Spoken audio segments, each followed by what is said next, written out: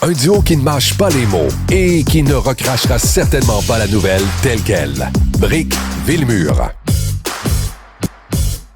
Mardi, des fouilles à Joliette pour retrouver un enfant mort et disparu il y a 50 ans ont pris fin sans succès. En gros, on a fouillé puis on n'a rien trouvé. La Cour supérieure du Québec avait autorisé des travaux d'exhumation. Aussi, depuis 2021, il y a une loi qui facilite ces recherches-là, qu'elles impliquent des fouilles ou un accès aux archives. On en parle avec Maître Olivia Malenfant, qui est l'avocate de la famille de Lorena Echaquan. Bonjour. Bonjour. Je pense que le plus simple, Madame Malenfant, ce serait de raconter l'histoire de cet enfant qui est disparu. Comment on en a perdu la trace il y a déjà plus de 50 ans? Donc, Loriana vient de la communauté atikamekw de Manawan et à l'époque, elle est tombée malade dans sa communauté, puis elle a été transportée en avion à Joliette et ses parents n'ont pas eu le droit de l'accompagner. Un mois plus tard, ils ont été avisés par le curé de Manawan qu'elle était malheureusement décédée. Et quand ils ont voulu, en fait, ils devaient être transportés en avion pour aller jusqu'à Joliette et on n'a pas laissé la mère embarquer dans l'avion. On a seulement laissé le père embarquer. La mère a dû se rendre en voiture et ils se sont rendus au salon funéraire. Et quand ils sont arrivés au salon funéraire, ils ont constaté, en fait, Loriana était dans un cercueil en styromousse, un cercueil qui était ouvert et la mère de Loriana a dit, ce bébé-là semble beaucoup plus vieux que le mien. Ce n'est pas mon bébé. Et le personnel du salon funéraire lui a dit non, c'est bien votre bébé. Elle n'avait pas son mot à dire en fait. Et quand ils ont voulu la rapatrier à Manawan, on leur a refusé parce que en alléguant là, que ça coûtait trop cher. Donc ils ont dû se résoudre à l'enterrer au cimetière de Joliette. Et lorsqu'ils se sont dirigés vers le cimetière de Joliette, le responsable du salon funéraire a continué à l'extérieur du cimetière selon le témoignage des parents qui étaient présents. Et il a fait un trou dans le champ qui était à côté du cimetière et il a enterré Loriana à cet endroit. Et les parents ont protesté contre cette situation, puis on leur a dit, puisque votre enfant n'est pas baptisé, on ne peut pas l'enterrer dans le cimetière. Et là, eux ont dit, oui, notre enfant est baptisé. Puis effectivement, Loriana était baptisée. On a même un acte de baptême, mais on leur a pas permis. Puis ensuite, ils ont demandé qu'on mette au moins une croix ou une plaque pour identifier l'endroit où elle se trouvait, mais on leur a également refusé de mettre un élément là, qui permettait d'identifier son lieu de sépulture. Donc, c'est pour ça qu'aujourd'hui, outre la mémoire des parents de Loriana qui sont malheureusement décédés aujourd'hui, on ne connaît pas précisément l'endroit où elle serait inhumée. En même temps, la Cour supérieure a autorisé une exhumation dans 4 zones. Donc, ça veut dire qu'on s'est donné quand même pas mal d'espace là, pour trouver. Comment vous expliquez que... Parce qu'on aurait pu donner une zone, puis là, la famille serait convaincue que c'est peut-être dans une autre zone. Mais là, 4 zones, ça fait quand même beaucoup de territoire qui a été... beaucoup de terrain qui a été exploré, là. Effectivement, parce que le cimetière de Loriana est décédée en 1973, a été inhumée en 1973, puis depuis, les limites du cimetière ont changé. Par exemple, là, le terrain, un des terrains où on a effectué les fouilles appartenait au diocèse à l'époque, au diocèse de Joliette, et a été vendu à la ville de Joliette depuis. Donc, ce qu'on a fait, c'est qu'on a mandaté une firme d'archéologie, la firme Archéos, pour venir faire une cartographie puis faire une analyse de l'évolution du terrain avec les années. Et avec cette analyse-là qui a été faite, il y a aussi des techniques qui ont été déterminées pour venir essayer de préciser certains endroits où on allait faire les fouilles parce que c'est un très grand terrain là, qui était à couvrir. Donc, on a fait des travaux avec des chiens de détection de restes humains historiques qui émettent des alertes quand il y a certaines odeurs, par exemple, qui pourraient être des restes humains. Puis, selon les alertes qui ont été émises par les chiens, on a fait ensuite des relevés géoradars qui permettent de détecter des anomalies dans le sol. Le relevé géoradar, c'est pas si précis que ça. On voit des anomalies, on ne sait pas ce que ça représente, les anomalies, mais ça nous donnait des bons indices sur les endroits où on allait pouvoir aller fouiller. Donc, c'est avec toutes les anomalies, Maître Malenfant, c'est ça, ça peut être des racines, ça peut être des roches, ça peut être n'importe quoi. Là. Ça ne détecte pas des os. Des os humains, ça détecte vraiment juste une anomalie, ça le dit.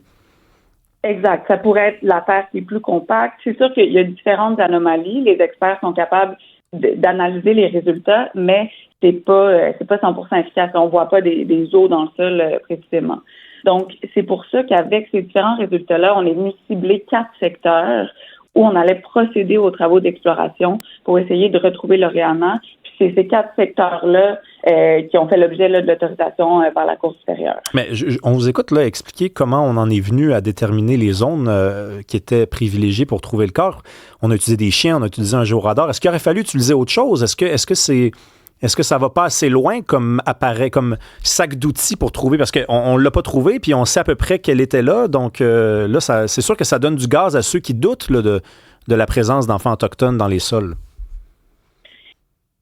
On a travaillé avec la technologie qui est disponible. En ce moment, on est en train d'évaluer est-ce qu'il y a d'autres options, est-ce qu'il y a d'autres technologies qu'on pourrait utiliser. Donc là, on évalue toutes les options qui sont possibles.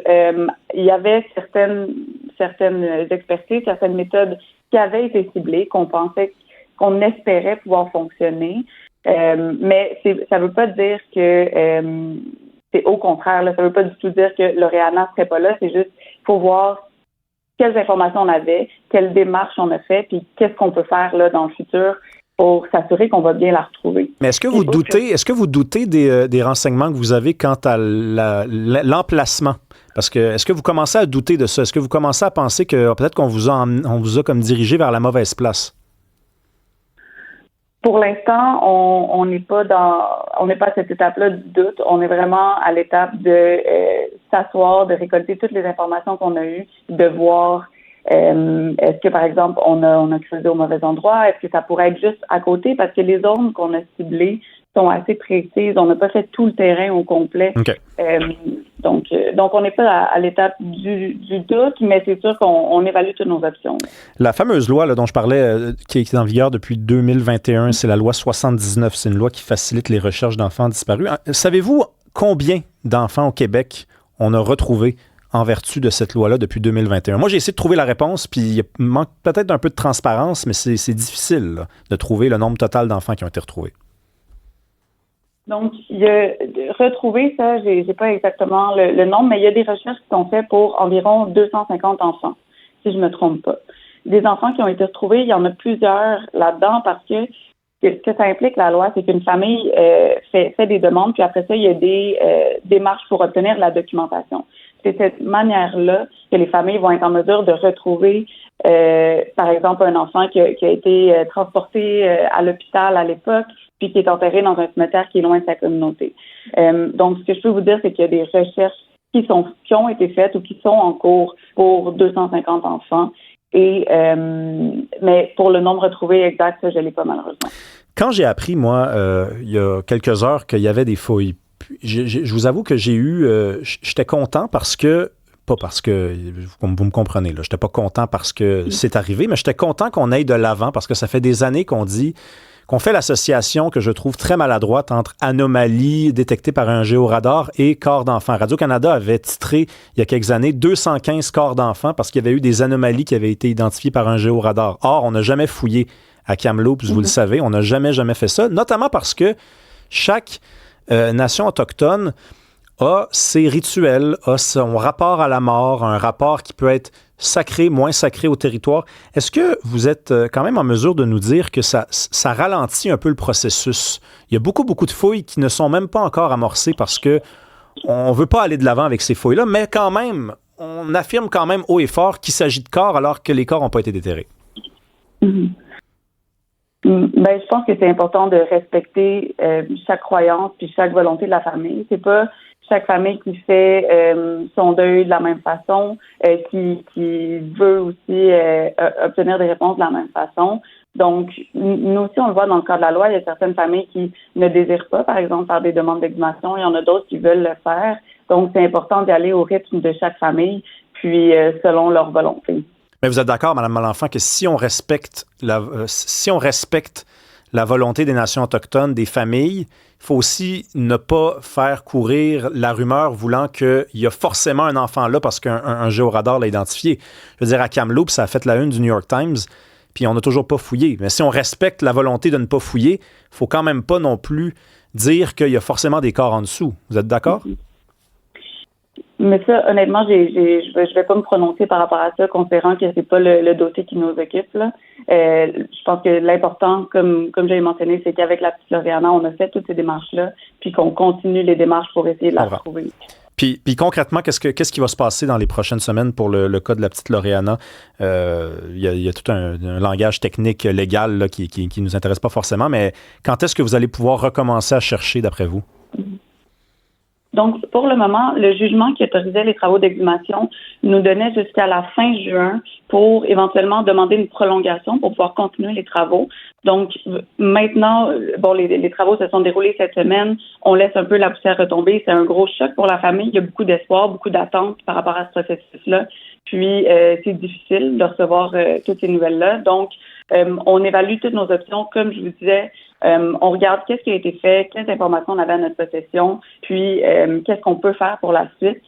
Et j'en profite aussi parce que la famille de Lauriana souhaite obtenir toutes les informations qui sont relatives à son inhumation en 1973. Donc, elle demande à toute personne qui a été témoin direct ou indirect des faits ou qui a des informations concernant l'inhumation à nous contacter pour pouvoir nous donner les informations. Puis, c'est important de dire que chaque renseignement pourrait contribuer à faire la lumière sur ce qui s'est passé, puis éventuellement apaiser les souffrances de la famille. Ce serait de contacter l'équipe de direction de soutien aux familles, Florence Dupré plus précisément, là, pour pouvoir amener l'information de l'avant. Merci beaucoup, Maître Olivia Malenfant. On va suivre ce dossier-là. Merci beaucoup. Bonne journée.